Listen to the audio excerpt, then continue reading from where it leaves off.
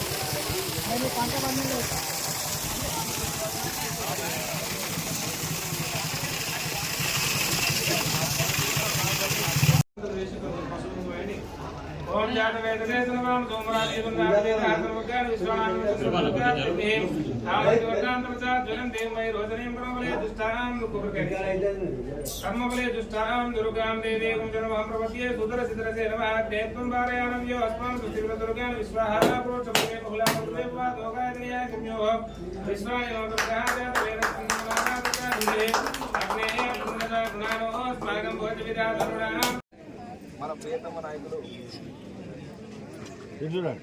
కార్యక్రమంలో భాగంగా మున్సిపల్ నిధుల నుంచి 2 లక్షల రూపాయలు ఇక్కడ శాంక్షన్ చేయడం జరిగింది. ఒకటే మేము ఎమ్మెల్యే గారిని ఒకటే కోరుకుంటున్నాం, 200 మీటర్లు ఉన్నదన్న అది సీసీ రోడ్డు శాంక్షన్ చేయాలని కోరుకుంటున్నాం. ఇచ్చాను సీసీ రోడ్డు మాకు చెరువు గ్రావెట్ 100 మీటర్లు శ్మశాన వాడికి ఒక 200 మీటర్లు సీసీ రోడ్డు శాంక్షన్ చేయాలి, బోర్ ఓపెన్ చేయాల్సిందిగా కోరుకుంటున్నాం.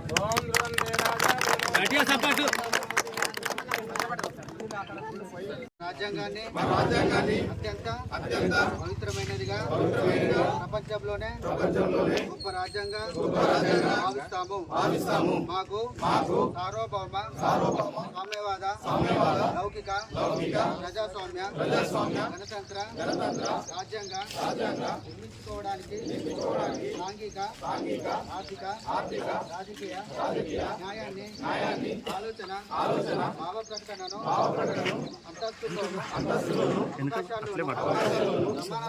సమానత్వాన్ని కల్పించడానికి కుల మత ప్రాంత వర్ణ లింగ ధనిక భేదాలాంటి ఏ రకమైన భేదాలు లేకుండా అందరికీ సమాన హక్కులు బాధ్యతలు రాజ్యాంగం కల్పించింది.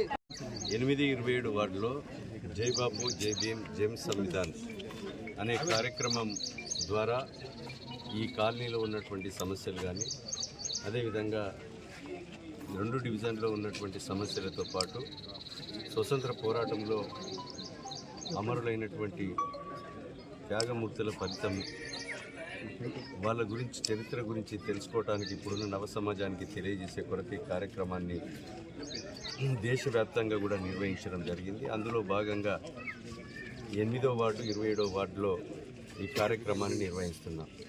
ఈ కార్యక్రమంలో పాల్గొన్న ప్రతి ఒక్కరికి కూడా హృదయపూర్వకంగా ధన్యవాదాలు తెలియజేస్తూ అది ఈరోజు స్వతంత్ర పోరాటంలో అసూలు బాసినటువంటి మరి ఎందరో మహనీయుల చరిత్ర మరవలేనిది. ఈరోజు గాంధీజీ లాంటి వ్యక్తులు, నెహ్రూ లాంటి వ్యక్తులు స్వతంత్ర ఉద్యమంలో పోరాడి బ్రిటిష్ వాళ్ళను తరిమి మనకు స్వతంత్రం తెచ్చి ఈరోజు డాక్టర్ బాబాసాహెబ్ అంబేద్కర్ గారు నెహ్రూ ప్రధానమంత్రిగా ఉన్నటువంటి సమయంలో కార్మిక శాఖ, న్యాయశాఖ, వ్యవసాయ శాఖ మంత్రిగా పనిచేసి కార్మికుల కొరకు మరి చట్టాలను తెచ్చి ఈరోజు ఎస్సీ బీసీ ఎస్టీ మైనారిటీ బడుగు బలహీన వర్గాలకు రిజర్వేషన్ కల్పించి వారి యొక్క రాజ్యాంగం ప్రకారంగానే ఈరోజు బడుగులకు బలహీన వర్గాలకు అట్టడుగున అణగారిన వర్గాలకు న్యాయం జరుగుతూనే కాకుండా ఈరోజు ఆర్టికల్ 3 ప్రకారంగా తెలంగాణ రాష్ట్రాన్ని కూడా ఏర్పాటు చేసుకొని ఆ గొప్ప మహనీయుని ఇంకా వారి ఆశయాలను అమలు చేసే దిశలో ఉండాలే ప్రభుత్వాలు తప్ప కేంద్ర ప్రభుత్వంలో పనిచేసేటువంటి ప్రధానమంత్రి మోడీ అమిత్ షా లాంటి వ్యక్తులు డాక్టర్ బాబాసాహెబ్ అంబేద్కర్ను కించపరిచే విధంగా రాజ్యాంగాన్ని మార్చాలని అదేవిధంగా వారిని డాక్టర్ బాబాసాహెబ్ అంబేద్కర్ను అవహేళన చేసే విధంగా అధికార అహంకారంతో మరి మాట్లాడేటువంటి విధానం ఏదైతే ఉన్నదో ప్రజాస్వామ్యవాదులు కవులు కళాకారులు మేధావులు బలహీన వర్గాల ప్రజలు అందరూ కూడా ఖండించవలసిన అవసరం ఉంది. కనుక ఈరోజు డాక్టర్ బాబాసాహెబ్ అంబేద్కర్ అనుకూలంగా